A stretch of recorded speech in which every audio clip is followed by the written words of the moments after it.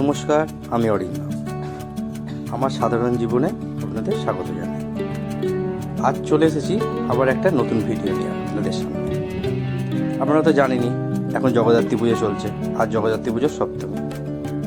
আমাদের ডেস্টিনেশন চন্দননগর, তাই জন্য নৈহাটি থেকে লঞ্চ ধরে গঙ্গার সুন্দর দৃশ্য উপভোগ করতে করতে পৌঁছে গেলাম চুঁচুড়ো থেকে ধরে নিলাম টোটো করে চলে গেলাম তালডাঙ্গা মোড়। সেখান থেকে শুরু হলো পায়ে হেঁটে জগদ্ধাত্রী প্রতিমা দর্শন করা।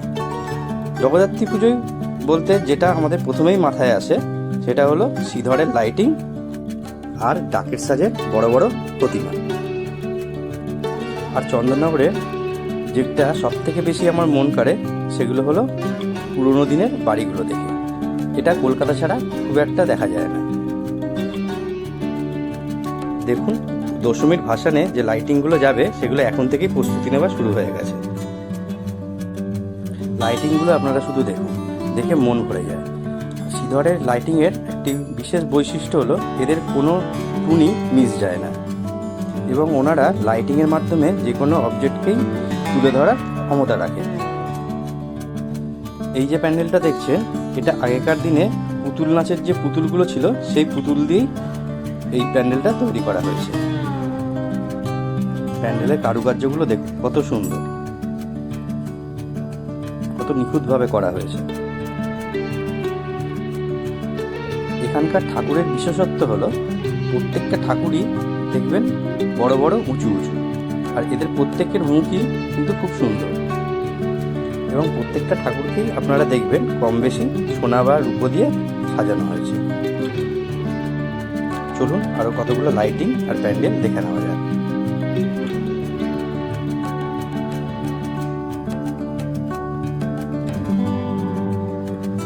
দেখেছেন এখানকার প্যান্ডেলগুলো কত সুন্দর।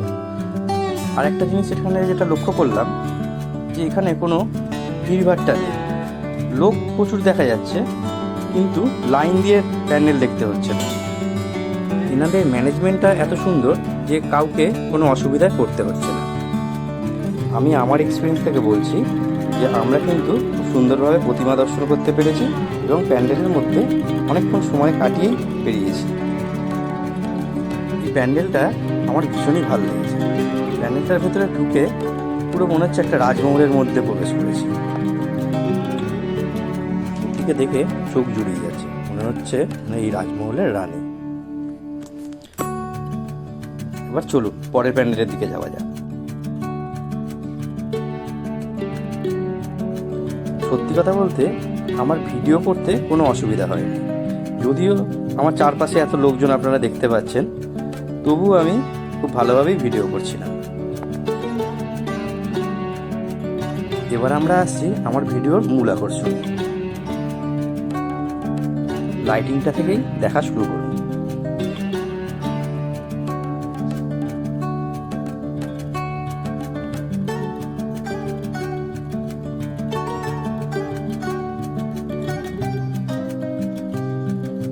আস্তে আস্তে আমরা ভেতরের দিকে যাচ্ছি।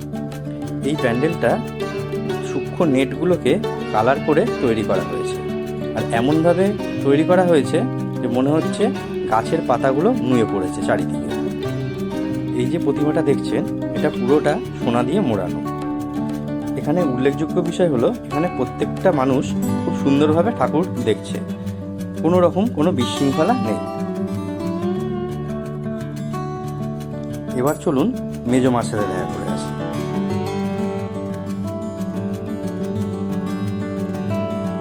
আকার এবং সৌন্দর্যে ইনি মেজমা হওয়ারই যোগ্যতা রাখেন। দেখুন লাইটিংয়ের মাধ্যমে মহাদেবকে কি সুন্দর ফুটিয়ে তোলা হয়েছে। চলুন আরো কিছু লাইটিং দেখা যাক। প্যান্ডেলটা একবার দেখুন, মনে হচ্ছে একটা রাজার রাজপ্রাসাদ সামনে দাঁড়িয়ে আছে। কত সুন্দর লাগছে প্যান্ডেলটা দেখতে। আর এই ঠাকুরটাকে দেখুন, এটা কিন্তু এই মন্দিরেরই ঠাকুর। এখানে এই ঠাকুরকে নিত্য পুজো করা হয়।